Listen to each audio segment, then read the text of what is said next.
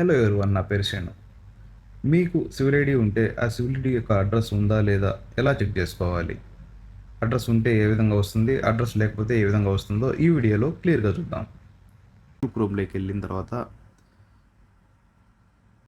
ఇక్కడ సర్చింగ్ బటన్లో ప్యాసిక్వైట్ అని వచ్చిన తర్వాత ఫస్ట్ ఆప్షన్లో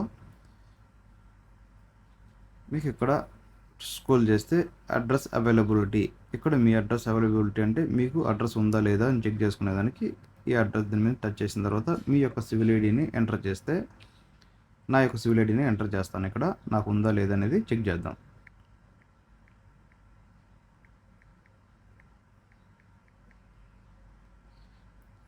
ఈ హ్యావ్ వ్యాలిడ్ సివిల్ అడ్రస్ అంటే ఈ విధంగా మీకు వస్తే మీకు అడ్రస్ ఉన్నట్టు.